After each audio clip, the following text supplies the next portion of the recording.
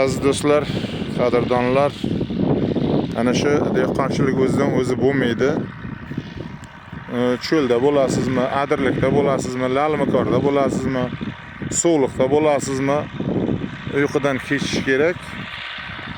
Vaqtdan yutqazmaslik uchun, keyin lalmikorda suvsizlikda bo'layotgan yer haydash faqat kech quyosh botgandan boshlanadi. Quyosh botish arafasidan to tonggacha hammasini ulgurib tugatishimiz kerak bo'ladi.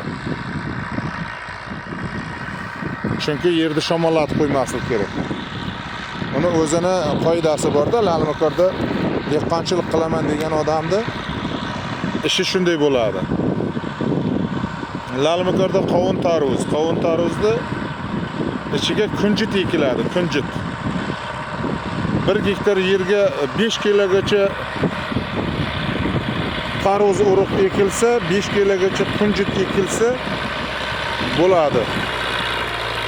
Keyin loviyalar ham eksa bo'ladi.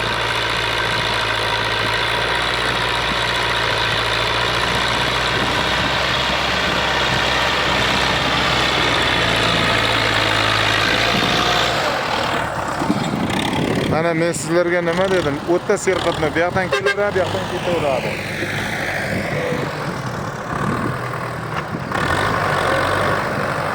Doniyor. Mana qarang, hozir bittasi ketadi, orqadan 3 tasi kelyapti.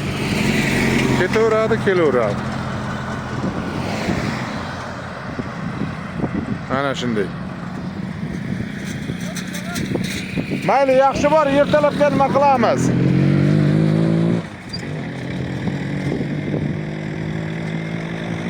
Salomatlik hammaga.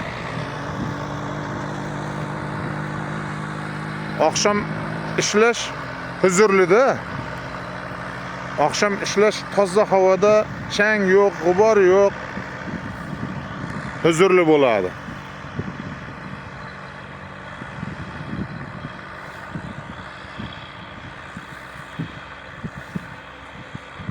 Sog' bo'lasizlar.